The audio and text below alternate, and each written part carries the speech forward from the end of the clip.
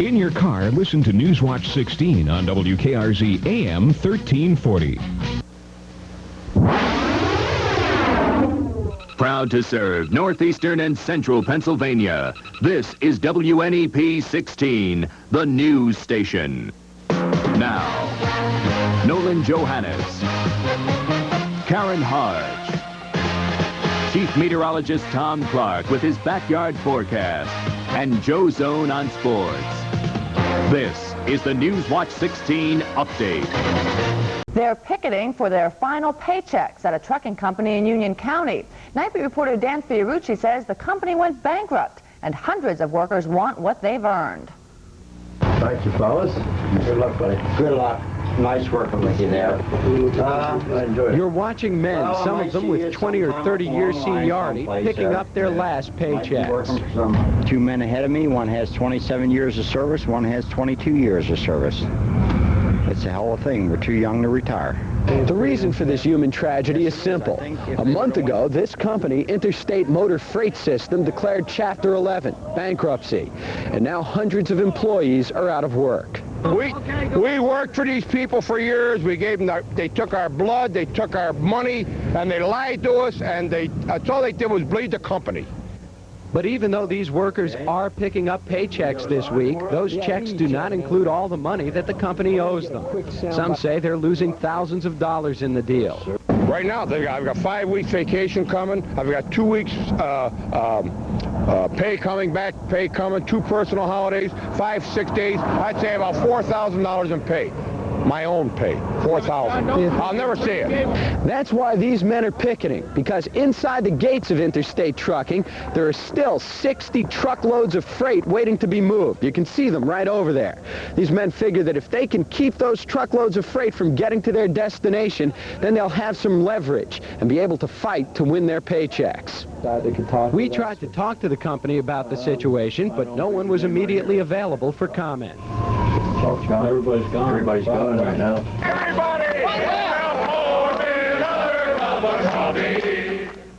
In the meantime, the pickets continue their wait outside the company gates, and they say they'll remain here until they get the money that's rightfully theirs.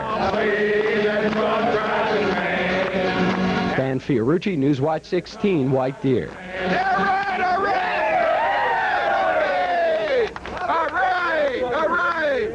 God bless America! There's a battle going on over a new plan to create summer jobs. The Reagan administration wants to lower the minimum wage for only those jobs that teenagers hold during the summer. President Regan brought together businessmen and sports leaders today to help kick off the administration's drive for the lower wages. The president says his plan will make more jobs available for young people, but as Newswatch 16's Bob Costantini reports, not everyone thinks a lower minimum wage is a good idea. Leroy Guccini, owner of White Beauty View Resort on Lake Wallenpaupack, knows firsthand about paying sub-minimum wages to teenagers. Each summer he hires students who start at $2.85 an hour. The federal government grants special licenses to some employers who hire students, lowering their minimum wage. And it allows us to hire some additional people that we would not be hiring otherwise. Guccini feels that sort of program for all teens, not just students, on a nationwide basis would mean more summer jobs. Students in the VOTEC program here at Wallenpaupack Area High School have mixed feelings about a sub-minimum wage for summertime employment. Students who don't have summer jobs yet, generally, though reluctantly, seem to think a $2.50 starting wage might help. If that's what, the alternative is going to be, kids are going to have to accept that rate. On the other hand, students with jobs generally don't approve of an 85-cent cut in the minimum wage. I just purchased a new car. I need the money. And that would make a difference for me. Unions oppose sub-minimum wages for teens because they consider it a cheap labor gimmick. The high school's job placement director has another reason. The lower rate would lower a student's incentive to work harder. From the VOTEC classroom to resorts to the halls of Congress, the debate over sub-minimum wage summer jobs is just beginning. Bob Costantini, Newswatch 16, Palmyra Township, Pike County. The debate is still going on over how much of a break PG&W customers should get on their water bills. Members of the State Public Utility Commission today called for a 38% cut for customers who've been forced to boil their water because of the giardiasis outbreak in our area. But the cut in water rates wasn't the only thing talked about at a hearing in Jenkins Township today. As Newswatch 16's Bob Reynolds reports, lawmakers talked about changing the way utilities operate. Oh, I'm sorry that all happened. You know, God, it's been a tough time. These state senators want more than just an apology from the president of Pennsylvania Gas and Water Company. They want action. Action to keep another giardiasis outbreak from happening. They say one way to do that is to change the law that governs utilities. Utilities which sometimes make a lot of decisions behind closed doors. Some say the proposals would really shake up some utilities by opening up boardrooms and boardroom decisions to you and me. PG&W President Gooch didn't want to talk to me about the idea, but Florence Eckert was more than willing to talk. She's been refusing to pay her water bills because of the contaminated water. It's been too long that the public hasn't been represented. The public is the one most affected by everything that's done, and yet the public is the one that's left out all the time. They're always the experts, there's always the boards, and never the average person who is the one who, you know, takes the brunt of it. The Senate committee has come up with a long list of ways to tighten up the law. The question is, will some utilities and others see that tightening as a stranglehold? Bob Reynolds, Newswatch 16, Luzerne County. It looks as though the people in Foster Township have won their fight to keep a radioactive waste disposal company from moving to their Luzerne County area, locating in this closed plant. The town zoning board last night denied a permit to the company. Tonight, the president of the Maryland firm said the issue is pretty much settled. It was the bottom of the ninth, 3 men on base, and we struck out. Next on Newswatch 16 Update, meteorologist Tom Clark will tell us whether we should make any outdoor plans for the weekend. Tom, that was a beautiful sunset tonight. It sure was. Wouldn't it be nice if temperatures registered in the 70s this weekend? Yes. I'll be right back.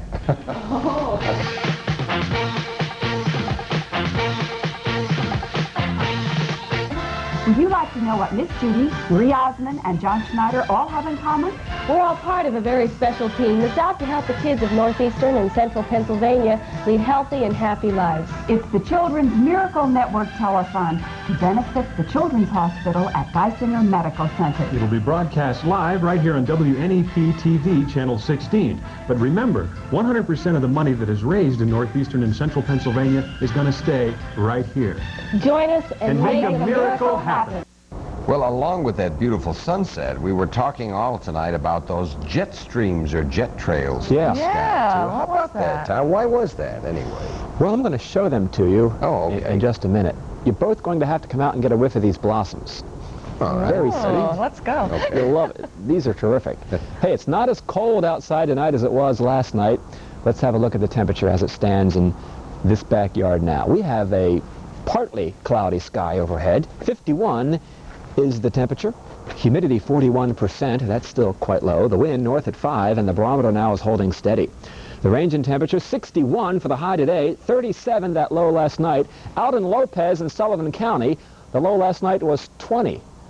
According to one of my weather observers out there, that's incredible. 90, the record high for this state, that was set back in 1962. Now, there they are in the background in the western sky at sunset this evening. Contrails, or jet vapor trails, and when they last in a long time in the sky like that, it means the humidity is very high in the upper atmosphere, and that sometimes indicates that cloudy weather or some rain is on the way. And you can see they're not evaporating very fast. The Newswatch 16 color satellite picture just in, hot off the satellite. Look at these clouds now stretching from Pennsylvania up across the Great Lakes. That indicates very warm air pushing in from the upper Midwest. And as that warm air tries to work its way in over Pennsylvania tomorrow, we'll have a good deal of cloudiness, and there is the risk of maybe a shower. But I think some of this warm air is going to work its way in over the weekend, and that's when I think temperatures will shoot above 70 on both Saturday and Sunday. So tomorrow is the transitional day between below normal temperatures and above normal temperatures. So the weather news is good. Here's the forecast for the rush hour tomorrow morning. I'm looking for some cloudiness overhead, but it's probably going to stay dry between about 6 and 9 a.m. Temperatures not as cold as last night, about 40 up there in Susquehanna. Harvey's Lake, about 42. Stroudsburg, the middle 40s. Gordon, that's in Schuylkill County, 43. In the middle 40s in Milton and out in Avis, Clinton County. Here we go. Friday through the day, there is the chance of a shower as that leading edge of warm air tries to work in from the west. It will be a mild day, just a few degrees higher than today. 65 in Wysox, the middle 60s in Chinchilla. Hello up there. How about New Ringgold, 67. Bloomsburg, 67. Williamsport in the middle 60s. We'll pick up a southeasterly wind tomorrow, but it will be light. The Health Watch, well, average on the resistance to aches and pains, a little bit of cloudiness overhead, and just a bit of humidity. Sunrise and sunset coming up. Well, sunrise now is at 5:43. My heavens, 8:19 it goes down at night. Here we go. A cool night tonight, dry, 45 the low. Mostly cloudy tomorrow, again maybe a shower, 65. And look at Saturday, probably a dry day, very warm, very comfortable. I'm looking for a high of about 76 degrees on Saturday. Great weather for the big air show up here at the airport. Get on up, bring your short sleeve shirt, that's about all you'll need.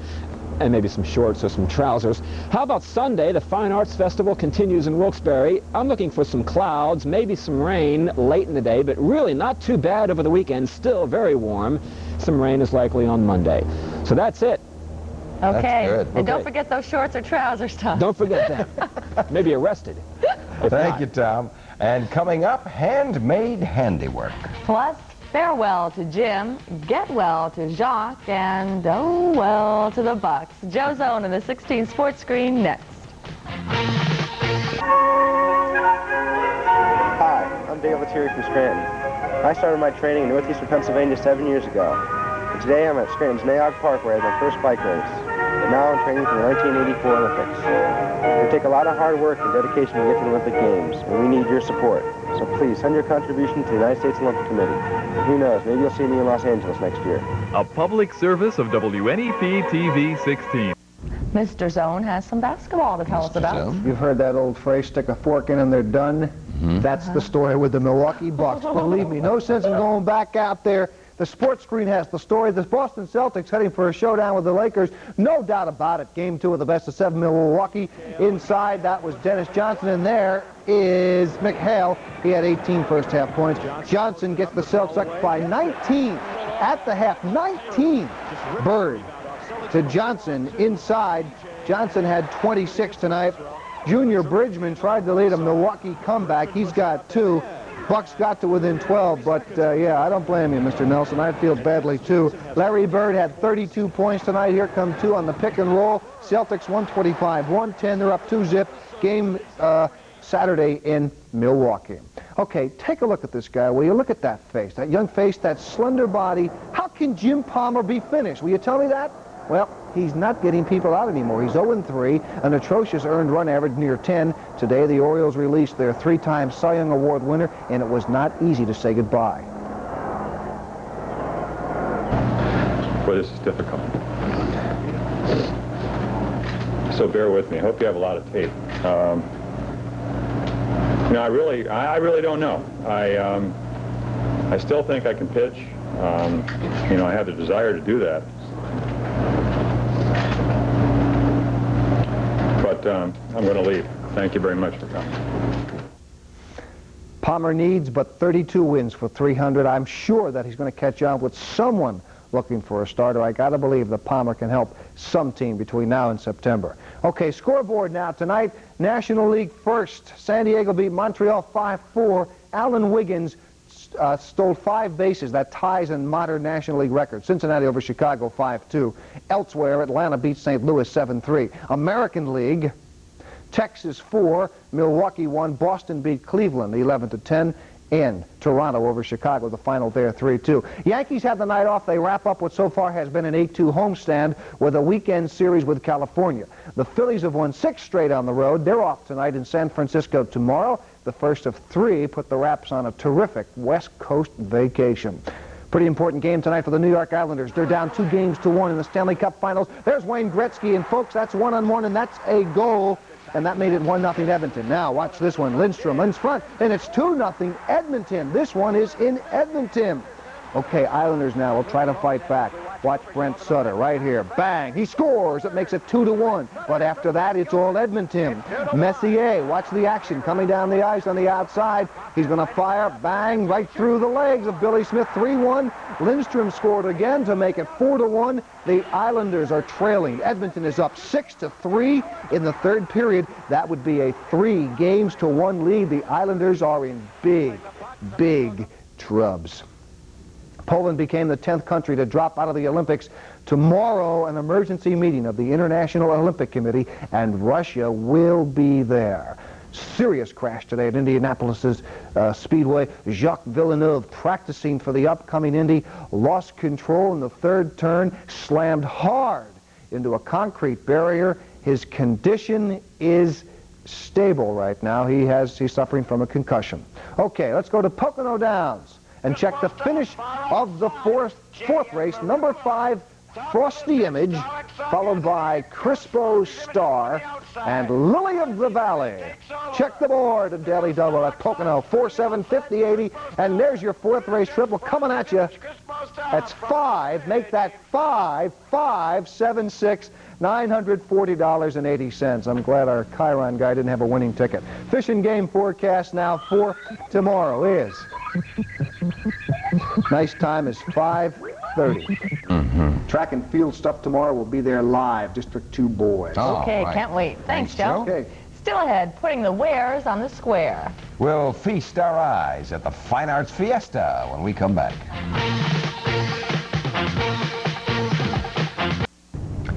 Finally tonight, it was the first day of the Fine Arts Festival in Wilkes-Barre. Public Square will be alive all weekend with the annual event. Newswatch 16's Mark Davis found one local craftswoman who's turned a hobby into a nice little business. Suzanne Babcock of Montrose has been weaving for 10 years. She started it as a hobby. Now she's one of those lucky people, doing something she really enjoys and getting paid for it. Do a few craft shows each year. It's more or less a hobby at home, and then I try to go out and see what the public likes and wants in crafts in weaving. And lately, Suzanne says, those likes and wants are on the increase. I think that the older crafts have experienced a comeback in the last few years. There's definitely more interest in them. Why is that, do you think? I think they appreciate handmade items. There are hundreds of handmade items filling Public Square this weekend as, for the 29th year, the square becomes an outdoor galleria of crafts and arts. For Suzanne Babcock and all the other craftsmen on Public Square this weekend, they have a lot of control over their product. But one thing they don't have control over is the weather. And they'll need some good weather to have a good weekend here on Public Square. Mark Davis, Newswatch 16, Wilkes-Barre. And that's our update report for Thursday.